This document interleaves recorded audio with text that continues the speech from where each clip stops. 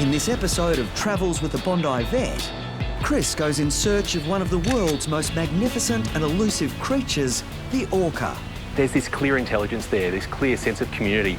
Journeys to Australia's biggest rock. The rock goes down over 6 kilometres. That's amazing. Finds out what it takes to blend in like a local in the Cook Islands. Is this dangerous? Of course it is dangerous. People falling down, they get killed instantly. And visits a very different waterfall. Now, at the moment, it looks very calm and very flat down there, but I'm told that's about to change.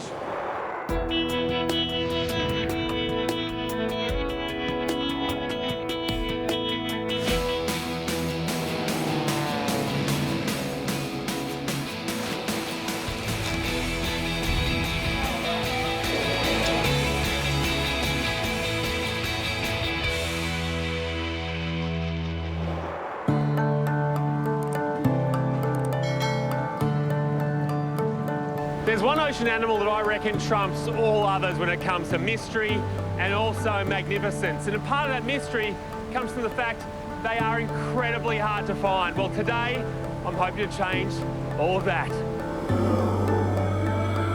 I'm about 100 kilometres south of Vancouver, Canada, heading out of Victoria Harbour. It's famous for its unique village of 33 floating homes. Oh, and the elusive orcas. And taking me to find these pandas of the sea is the Orca Spirit Adventure. And my guide, Sheena. So guys, we are going to be heading east now. That's a general area that we consider a critical feeding habitat. And while it doesn't take us long to get to their local hangout, they've got better things to do than give us a show. I mean, I never like to interrupt someone's dinner, but that's exactly what we're doing right now. All across this coastline here, there's multiple groups, multiple pods of orcas that are all trying to fish for salmon. We're just hoping that one of them's going to pop up just in front of us right now. But luckily it seems they're keen to come up for a quick breather between courses. We've got 3 coming through here now. Wow. Oh, yeah. Wow, so you can actually tell by the dorsal fins that we've got 2 males and a female. So a female orca is going to have about just under 1 metre dorsal fin, curved like the moon, where this male, you'll notice, it's about 2 metres and very triangular. So it takes them until they're about 15, they look like females, and then it'll straighten up and firm up over about 5 years. So size does matter. It does, absolutely. Much like some humans, orcas are highly intelligent and work well in teams. So a lot's made about the intelligence of orcas. What we've just seen here is a female feeding.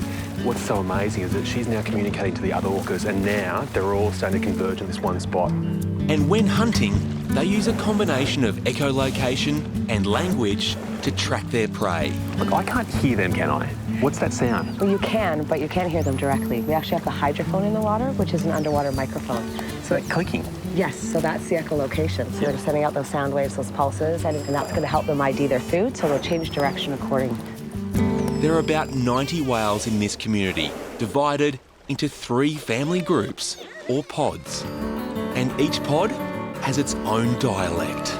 The way I usually describe it to guests is that our southern community speaks English. So say J-pod speaks with a Canadian accent, L-pod with an Australian accent, and then K-pod with a British accent. So they will mate with the whale that sounds the least like them, which is going to increase the genetic diversity of the community.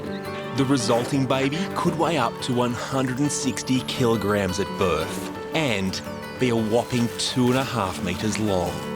Everyone talks a lot about the brain power of an orca, and I guess the best way to explain it is the fact that the calf is in the womb, in gestation, for 18 months. It's a really, really long time, but it takes that long for that brain to develop. This whole society in this resident population is a matriarchal society. The oldest female is in charge, and the funny thing is the fact that males will always live with their mother for their entire life. No other species in the world does that. However, there is a tragic element to the history of this orca community. During the 60s and 70s, up to 68 orcas were taken to go into aquariums. It halved the population, and it's only now that those numbers are starting to increase. And now, conservation programs are in place to further increase these numbers. To be honest, I wasn't sure what my reaction to seeing orcas for the first time would be, but now that I've experienced it, you feel quite humbled because there's this clear intelligence there, this clear sense of community. It is something you have to experience for yourself to believe.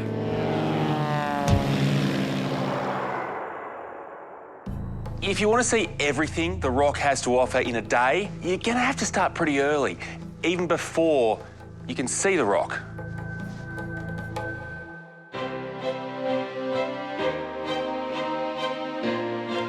Pretty good, but you know what? I think I need a closer look. I've flown from Sydney to Uluru in 3 hours. Flights from other capital cities take around the same time.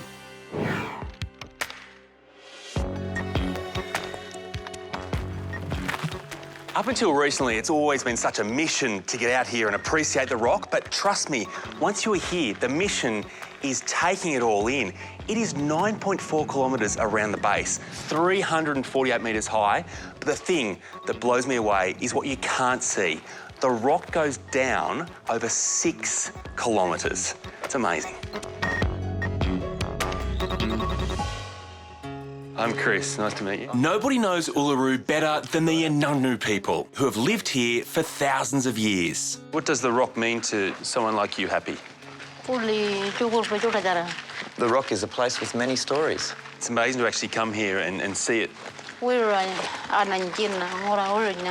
Happy's just saying it's a good way, how we're walking on the ground and experiencing Uluru this way. Okay. There's a place to climbing on top. An Indigenous walking tour will show you another side to the rock. And help you pick up some survival skills as well. No smoke, Happy says. Happy? Look over there, there's a big kangaroo. Sure, I had to cheat to make fire, but I'm going to need some expert training to master the art of spear throwing. And Wongan's my man. So the hands underneath. Yep. That's pretty good. Okay. Just fell a little bit short. Ah, it's the wrong... it's the wrong way around.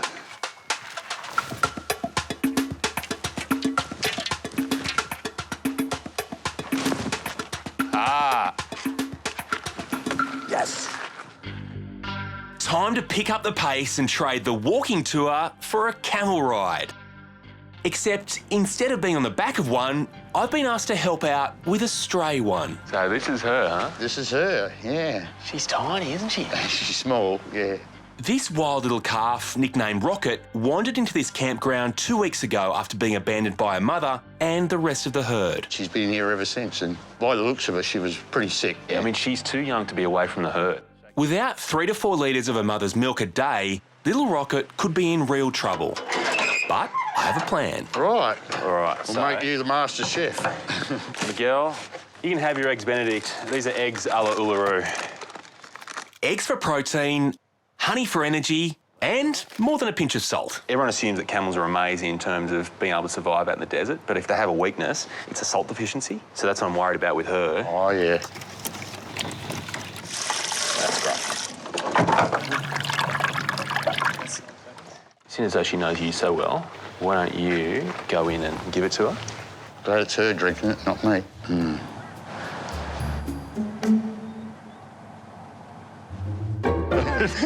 It's obviously going to take some getting used to. A little too much salt.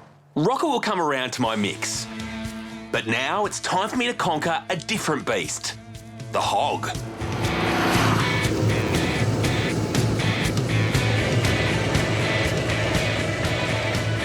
Dave, do you ever get blasé to the fact that you are working next to that every day? Never ever, mate. It's just fantastic. Best job in the world. Do you ever get used to the fact that you have a man's thighs wrapped around you most days? Definitely not the highlight of the day, mate, but you take the good with the bad. After a full day of walking and riding around the rock, there's nothing quite like treating yourself to even more of Uluru's delights. How about 5-star dining with a killer view? While the thumping Harley is a little bit of a contrast to the sounds of silence dinner, it is nice to sit here, rehydrate and reflect on the fact it's possible to not just experience the rock in a day, you can rock it. And since Uluru's done its bit, it's time for another natural wonder, to truly steal the show.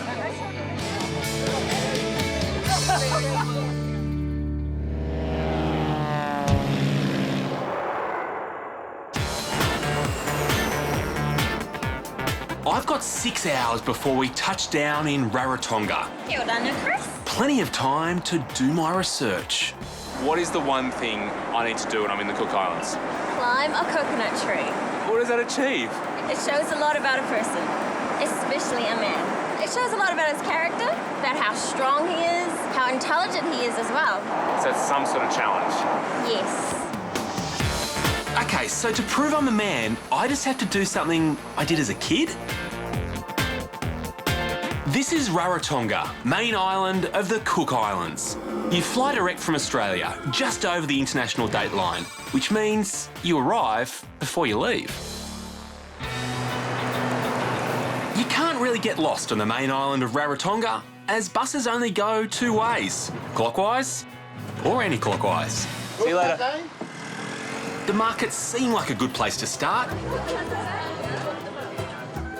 Now, I wonder if there's a catch to this tree climbing thing.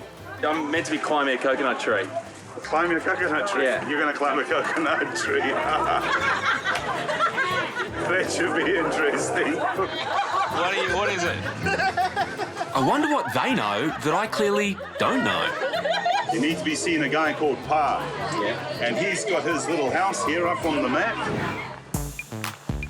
So apparently Pa has all the answers you need if you want to climb a coconut tree, but I don't really know what sort of secrets Pa possesses. All I know is that according to this map, his place is just up here. Excuse me, are you Pa? I'm Pa, yes. How are you? I'm Chris. Welcome to the jungle. Turns out Pa is something of a tree climbing legend, but he's packed it in now and taken up traditional healing. A lot of people are laughing when I say I want to climb a coconut tree. No, if they laugh, they're wrong. If a woman see a man climbing a coconut tree, they'll marry that man. Right, climb a tree, gain a wife. Now I am nervous. Take away your fear. See if you like it. This is Dutch Courage Cook Island style. Noni juice, made from the noni fruit found across the island. It's supposed to give you courage, strength, and youth. Pa is 72, and he swears by it. This island is full of trees, but the best ones, according to Pa, are on the other side of Muri Lagoon. So I'm going to swim across the lagoon. Yes. To that island. Right. To climb a coconut tree. This is a good idea, right? But the best coconut in the South Pacific is on that island there. It may be the noni juice speaking, but it makes perfect sense to me. Let's do it. Oh yeah, and apparently Captain Awesome is there waiting for me. I didn't mention him. He's some sort of tree climbing superhero. Captain Incredulous here is having one of his weirder days. Where's Captain Awesome? Look up. There he is. Oh my God. Been up there 10 years. That's really high. Yes. Captain Awesome, could you awesomely come down? Just a sec. That was awesome, Captain Awesome. That's why they call me Awesome. It's amazing. I'm meant to be doing this. Am I any chance? Sure, Can you give me some tips? I can show you. This here is from our coconut husk. Feet wide apart, one hand behind, one hand in front of you. That's the one. Yeah? Yep, till you get to the top. Okay, Captain Awesome, let's see how it's done.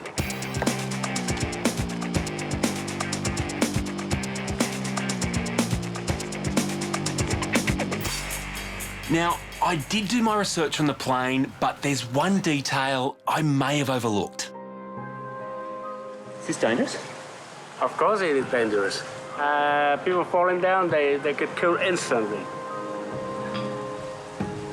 That's, as far as bad things go, that's up there. Yes. But it's all in the mind. All in the mind.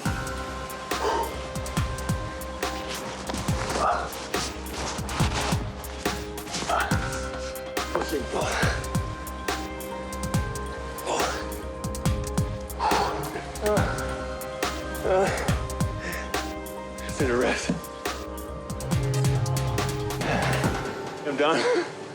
Okay, maybe I can settle for being half a man. Now it's time to slide down.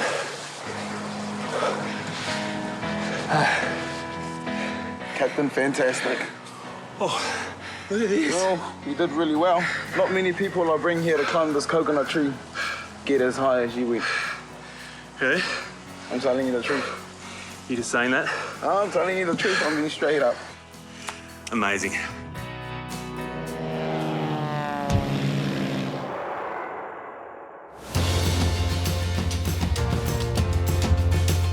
Two hours flight north of Perth will get you to the gateway to the Kimberley, Broome. A town that appears to be on permanent holidays.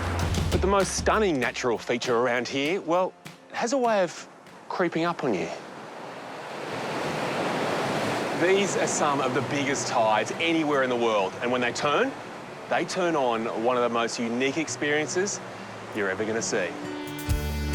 To do this, we're flying via seaplane 300 kilometres north over the beautiful Buccaneer Archipelago to a spot called Talbot's Bay, where the mega tides and sheer landscapes create a unique phenomenon, the horizontal falls. Now, at the moment, it looks very calm and very flat down there, but I'm told that's about to change. We've landed in Dambinmangari, traditional land and sea country, and we're about to get a first-hand experience of one of nature's wildest water parks. Brothers Troy and Adrian will be our guides. All right, it's time for the real deal. Time to board Jetstream, the fastest boat in the Kimberley. Okay, crew, mind your hats, sunnies and anything else that could blow away. It's going to get a little windy now, all right?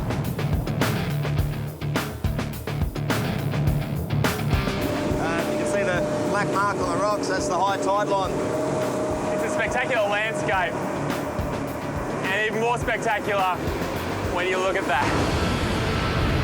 The Horries are a natural phenomenon created when massive 10-metre tides fill and empty through two narrow inland gorges. The only way for the water to get in and out is through narrow gaps between the cliff walls. It's about 50 metres deep. All right, so the gap that's only 20 metres across can move 1 million litres through it in about a second. The gateway into the second gorge is an even narrower 12 metres. Okay, crew, just hold on a bit.